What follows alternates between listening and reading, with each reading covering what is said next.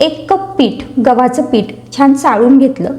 त्यामध्ये टाकायचं आहे 2 टेबलस्पून एवढा रवा. रवा टाकल्यामुळे पुऱ्या छान खुसखुशीत होतात आणि तेलकट होत नाही. आता यामध्ये अर्धा चमचा जिरं घातलं आणि पाव चमचा घातली हळद.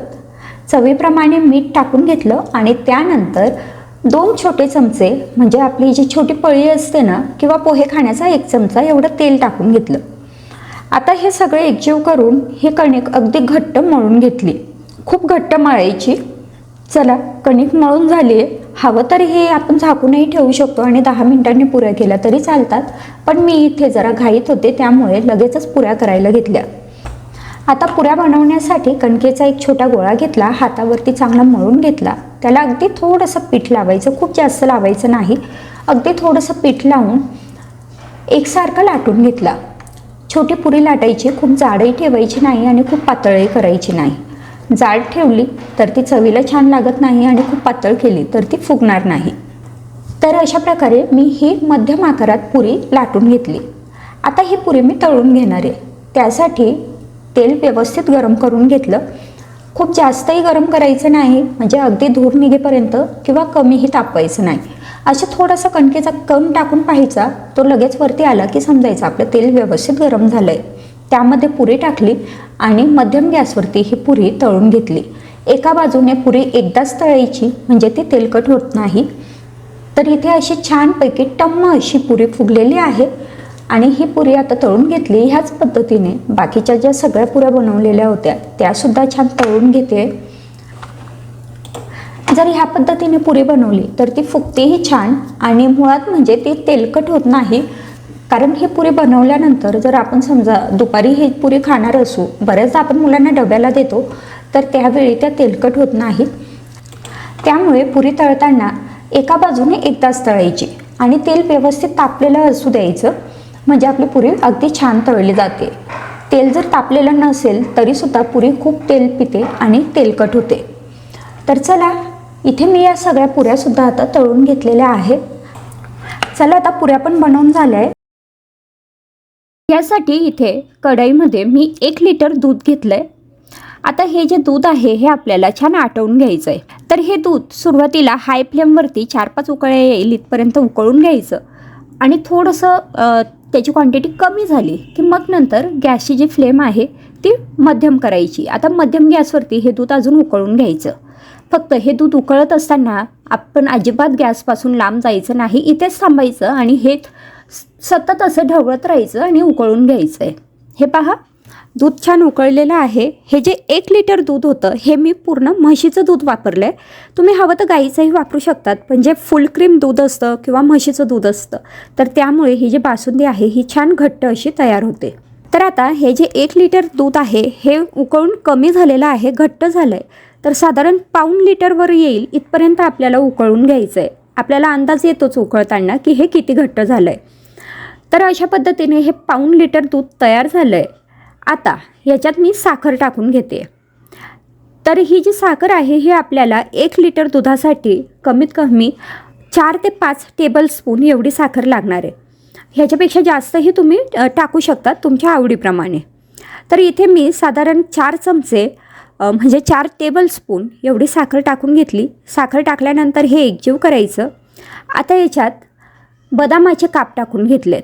तुम्ही हवं तर कुठलेही ड्रायफ्रूट इथे वापरू शकतात, पिस्ता, बदाम किंवा मग आपला जो दूध मसाला असतो तो इथे टाकला तरी चालेल. त्यानंतर याच्यात आपल्याला टाकायची आहे चारोळ्या. तर 1 चमचा भरेल एवढे मी इथे चारोळ्या टाकून घेतल्या. आता हे चांगलं एकजीव केलं. त्यानंतर याच्यात वेलची पावडर टाकून घेतली. तर साधारण पाव चमचा भरेल एवढी वेलची पावडर. इथे आपली ही मस्त बासुंदी तयार झाली आहे, जी मसाला दुधापेक्षा सुद्धा एनी टाईम खूप छान लागते. ही थाळी बनवण्यासाठी तर एका डब्यामध्ये मी 3 वाटी तांदूळ घेतले आणि दुसऱ्या डब्यामध्ये 1 वाटी तूर डाळ आणि अर्धी वाटी मूग डाळ घेतली आहे. मी इथे 6 लोकांसाठीचा हा स्वयंपाक बनवते. तर आता तांदूळ डाळ धुवून घेतले. जेवढे तांदूळ किंवा डाळ घेतली आहे त्याच्यात दुप्पट आपल्याला पाणी टाकायचं आहे, म्हणजे हे अगदी व्यवस्थित शिजतात.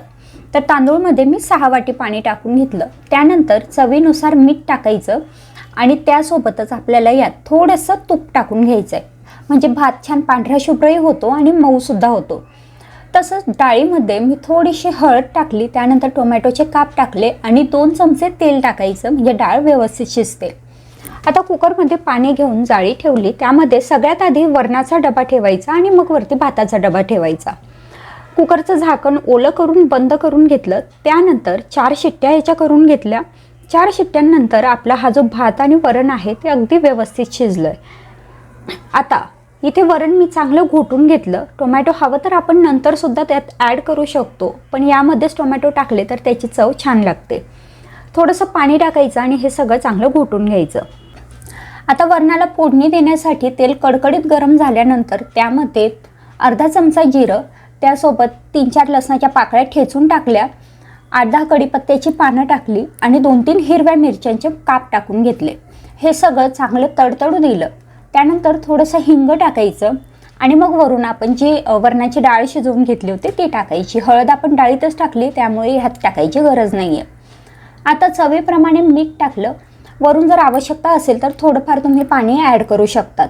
हे सगळं चांगलं एकजीव करायचं आणि ह्या वरणाला चांगली उकळी आणून घ्यायची. तर हे पहा, एक 3-4 मिनिटानंतर जे वरण आहे ते अगदी छान उकळलेलं आहे आणि इथे आपला वरण भात तयार आहे. मी एका मिक्सरच्या भांड्यात अर्धी वाटी शेंगदाण्याचा कूट घेतलाय. हा थोडासा जाडसर असा कूट आहे. त्यानंतर याच्यात 2 चमचे खोबऱ्याचा किस टाकून घेतलाय. पोहे खाण्याचा चमचा असतो त्याचं माप आपण घ्यायचं आहे. 1 चमचा तीळ, 4-5 लसणाच्या पाकळ्या, त्यानंतर अर्धा चमचा जिरं टाकून घेतलं आहे, पाव चमचा हळद टाकून घेतली आहे, अर्धा ते 1 चमचा काश्मीरी लाल तिखट किंवा बॅडगी मिरची पावडर टाकायची आहे, अर्धा चमचा गरम मसाला, अर्धा चमचा धने पावडर, त्यासोबतच एका हिरवी मिरचीचे 2 काप करून मी इथे टाकून घेतलेत आणि थोडीशी कोथिंबीर टाकून घेतली आहे. आता हे आपल्याला मिक्सरमधनं थोडंसं अर्धवट असं वाटून घ्यायचं आहे. तर हे पहा, वाटण इथे तयार झालं आहे. आता याच्यात आपल्याला चवीपुरता मीठ टाकून घ्यायचं आहे. मीठ सुरुवातीलाच टाकलं तरीसुद्धा चालेल. मीठ टाकून घेतल्यानंतर पुन्हा हे एकदा वाटून घेते. हे पहा, आता हे जे वाटण आहे हे असं थोडंसं ओलसर झालेलं आहे, याला छान तेल सुटलं आहे. आता आपले हे वाटण तयार झालं आहे. आता इथे मी साधारण 100 ग्रॅम एवढ्या भेंडी घेतलेल्या आहेत आणि त्या अशा मधोमध चिरून घेतल्या आहेत, जेणेकरून त्याच्यात आपण मसाला भरू शकू. मोठी भेंडी असेल तर भेंडीचे 2 काप करायचे आणि छोटी असेल तर एकच राहू दिली तरी चालेल. त्यानंतर या भेंडीमध्ये आपण जो मसाला तयार करून घेतलेला आहे किंवा जे वाटण बनवून घेतलं आहे ते वाटण ह्याच्यात अशा पद्धतीने भरून घ्यायचं आहे. हे पहा, मी इथे आता सगळ्या भेंडींमध्ये हे वाटण भरून घेते. हे वाटण भेंडीमध्ये भरायला थोडासा वेळ लागतो, पण ही भेंडीची भाजी चवीला खूप छान अशी लागते, त्यामुळे कधीतरी बनवायला खरंच हे खूप छान असं ऑप्शन आहे. तर हे पहा, या सगळ्या भेंडी मी इथे भरून घेतलेल्या आहेत. आता एका कढईमध्ये 1 मोठा चमचा तेल गरम करायला ठेवलं. ह्या भाजीसाठी थोडं जास्त तेल लागतं. तेल गरम झाल्यानंतर त्यात अर्धा चमचा मोहरी टाकून घेतली. मोहरी चांगली तडतडू द्यायची. आता मोहरी छान तडतडली की त्यात पाव चमचा जिरं टाकून घेतलं आहे.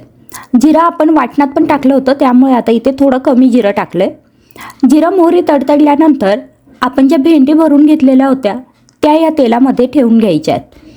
पण या तेलात या भेंडी ठेवताना मसाल्याचा जो भाग आहे तो वरच्या दिशेने येईल अशा प्रकारे ठेवायच्या. अशी एखादी पसरट कढई असेल किंवा पसरट पॅन असेल तर तो तुम्ही या भाजीसाठी वापरू शकतात. शक्यतोवर जाडबुडाचं भांडं वापरा. आता या सगळ्या भेंडी मी इथे या कढईमध्ये ठेवून घेतल्या आहेत. आता कढईवरती एक झाकण ठेवायचं आणि 5 मिनटं मंद गॅसवरती ह्या भेंडी शिजवून घ्यायच्या. हे पहा, 5 मिनिटानंतर आपल्या भेंडी आता जवळपास अर्धवट अशा शिजलेल्या आहेत. आता आपण ह्या भेंडी उलटून घेऊ. तर त्यासाठी एखादं उलटणं म्हणा किंवा छोटा चमचा असा पसरट चमचा घ्यायचा, जेणेकरून ह्या भेंडी अगदी सहज परतल्या जातील. आणि दुसरी गोष्ट, याच्या मध्ये जो आपण मसाला भरला आहे तो मसाला बाहेर पडणार नाही. ह्या पद्धतीने अगदी हलक्या हाताने ह्या उलटायच्या. तर हे पहा, मी ह्या अशा परतून घेतल्या आहेत, जेणेकरून मसाल्याचा भाग आता खालच्या दिशेने येईल कढईच्या. आता पुन्हा याच्यावरती आपल्याला झाकण ठेवायचं आहे आणि आता ह्यावेळी झाकणावरती थोडंसं पाणी टाकून ठेवायचं आणि आता मध्यम गॅसवरती आपली भेंडी छान शिजू द्यायची आहे.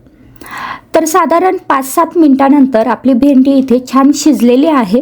मी चेक करून पाहिली आहे. जर समजा ही भेंडी आतासुद्धा शिजलेली नसेल तर पुन्हा झाकण ठेवून एक 5 मिनटं मंद गॅसवरती ही भेंडी शिजून घ्या. कारण काही जणांना कमी शिजलेली आवडते तर काहींना जास्त शिजलेली. तर अशा प्रकारे आपली भरली भेंडीची भाजी इथे तयार झाली. ही कोशिंबीर बनवण्यासाठी इथे मी एक बाउल घेतलं आहे. आता ह्या बाउलमध्ये आपल्याला पाऊण वाटी दही घ्यायचं आहे. हे दही अगदी फ्रेश असायला पाहिजे. आंबट दही कोशिंबीरीसाठी वापरू नका. आता हे जे दही आपण इथे घेतलं आहे हे आपल्याला अगदी छान असं फेटून घ्यायचं आहे. अजिबात याच्यात गुठळी असायला नको आणि छान हे क्रीमी व्हायला पाहिजे एवढं आपण हे फेटून घेऊ. तर हे पहा, तुम्ही बघू शकतायत आपले जे दही आहे ते आता अगदी छान फेटून झालं आहे आणि छान क्रीमी झालं आहे. आता याच्यात आपण सॅलड टाकून घेऊ. तर सगळ्यात आधी मी इथे काकडी टाकून घेते. एक थोडीशी मोठ्या आकाराची काकडी मी इथे बारीक चिरून घेतली आहे. काकडी शक्यतोवर चिरून घ्या. किसून घेतली तर ही जी कोशिंबीर आहे याला खूप पाणी सुटतं. त्यानंतर अगदी बारीक चिरून घेतलेला गाजर मी इथे घेतला आहे. गाजर हवं तर तुम्ही किसूनही घेऊ शकता. त्यानंतर याच्यात आपल्याला टाकायचा आहे टोमॅटो. तर एक छोटा टोमॅटो मी बारीक चिरून इथे टाकून घेतला आहे आणि त्यासोबतच अगदी छोट्या आकाराचा कांदा मी इथे बारीक चिरून टाकून घेतला आहे. आता याच्यात तुम्ही तुमच्या आवडीप्रमाणे काही गोष्टी ॲड करू शकतात किंवा काही कमी करायचे असतील तर ते करू शकतात. जसं की शेंगदाण्याचं कूट बऱ्याच जणांना कोशिंबीरमध्ये आवडतं. तर कोशिंबीरमध्ये तुम्ही शेंगदाण्याचं कूट किंवा बीट हे ॲड करू शकतात. आणि जर कांदा काही जणांना आवडत नाही तर कांदासुद्धा तुम्ही याच्यात स्किप करू शकतात. आपल्या आवडीप्रमाणे सॅलड आपण याच्यात कमी जास्त करू शकतो. आता हे सगळं चांगलं एकजीव करून घ्यायचं आहे. तर हे पहा, तुम्ही बघू शकतायत हे जे सगळं सॅलड आहे हे या दह्यामध्ये अगदी छान मिक्स झालं आहे. आता ह्या कोशिंबीरीला आपण तडका देऊन घेऊ. तर त्यासाठी एका भांड्यात मी 2 चमचे तूप गरम करून घेतलं आहे. कोशिंबीरीला शक्यतोवर साजूक तुपाची फोडणी द्यायची म्हणजे कोशिंबीर खूप छान लागते. तूप गरम झालं की त्यात मोहरी, जिरं, कढीपत्त्याची पानं आणि बारीक चिरलेली हिरवी मिरची टाकून घ्यायची. आता हे सगळे जिन्नस चांगले ह्या तुपामध्ये तळून झाले की मग हा जो तडका आहे हा आपण जी कोशिंबीर बनवली आहे त्यावरती टाकायचा. आता हा तडका ह्या कोशिंबीरीमध्ये अगदी छान मिक्स करून घ्यायचा. आता आपण याच्यात मीठ अजूनही टाकलेलं नाही आहे. तर ते ह्यासाठी की कोशिंबीरीमध्ये आधी जर मीठ टाकलं तर मग याला पाणी सुटायला लागतं. तर त्यामुळे जेव्हा ही कोशिंबीर आपण वाढण्यासाठी घेऊ तर तेव्हा आपल्याला याच्यात मीठ टाकून घ्यायचं आहे. तर इथे मी पिठी साखर 1 चमचा टाकून घेतली आहे आणि त्यासोबत चवीपुरता मीठ टाकून घेतलं आहे. आता पिठी साखरेची जी क्वांटिटी आहे ती आपण आपल्या आवडीप्रमाणे कमी जास्त करू शकतो. काही जणांना अगदीच साखर आवडत नाही तर नाही टाकली तरी पण चालेल. तर ही जी पिठी साखर आणि मीठ आहे हे मी आता या कोशिंबीरीमध्ये छान एकजीव करून घेतलं आहे. मीठ टाकल्यामुळे लगेचच या कोशिंबीरीला पाणी सुटायला लागतं. त्यामुळे मीठ अगदी ऐन वेळी टाकायचं. आता हे पहा, कोशिंबीर तर तयार झालेली आहे. आता वरून आपण फक्त सजावटीसाठी याच्यात कोथिंबीर टाकून घेतली आहे आणि ही कोथिंबीरसुद्धा मी या कोशिंबीरीमध्ये एकजीव करून घेतली आहे. तर अशी आपली उन्हाळ्यासाठी अगदी चटपटीत गोड आंबट चवीची ही कोशिंबीर तयार झाली. अगदी आपल्या जेवणाचा स्वाद डबल करणारी अशी ही कोशिंबीर आहे. सगळ्यात आधी कढईमध्ये 2 छोटे चमचे तेल घेतलं. तेल गरम झाल्यानंतर त्यात अर्धा चमचा जिरं टाकायचं आणि पाव चमचा हिंग टाकून घेतलं. आता याच्यात पाव चमचा हळद टाकली आणि त्यानंतर हे सगळं एकजीव केलं. त्यानंतर याच्यात मोड आलेली मटकी टाकायची. मटकी टाकल्यानंतर हाय फ्लेमवरच 5 मिनटं ही मटकी चांगली परतून घेतली. त्यानंतर याच्यात चवीपुरता मीठ टाकलं. थोडंसंच मीठ सुरुवातीला टाकायचं कारण भाजी बनवताना आपण पुन्हा मिठाचा वापर करणार आहोत. आता हे सगळं परतून झालं की याच्यात थोडंसं पाणी टाकायचं आहे. ही मटकी शिजेल इतपत आपल्याला इथे पाणी टाकायचं आहे. तर इथे मी साधारण 1 ग्लास पाणी किंवा मग मटकी बुडेल इतपत पाणी टाकून घेतलं. आता हाय फ्लेमवरच ही मटकी मी 5 मिनटं शिजवून घेणार आहे. ही मटकी आपल्याला खूप जास्त शिजवायची नाही आहे. थोडीशी कच्ची राहील इथपर्यंत शिजवायची कारण पुन्हा ही भाजी बनवताना अजून शिजणार आहे. तर हे पहा, हे सगळं एकजीव केलं. त्यानंतर यावरती झाकण ठेवलं आणि आता ही मटकी हाय फ्लेमवरतीच मी 5 मिनटं शिजवून घेतली आहे. 5 मिनिटानंतर झाकण काढलं. मटकीतलं पाणीसुद्धा आटलेलं आहे आणि मटकी आता जवळपास 70 ते 80% शिजलेली आहे. आता हे पुन्हा एकजीव करायचं आणि गॅस बंद करायचा.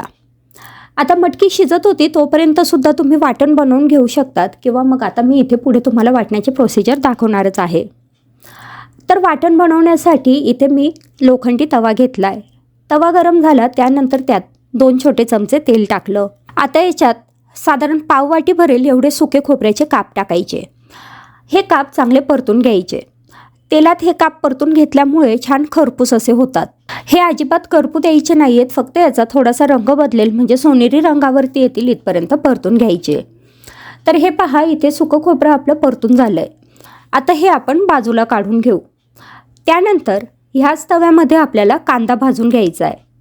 इथे मी 2 मध्यम आकाराचे कांदे असे उभे चिरून घेतलेत.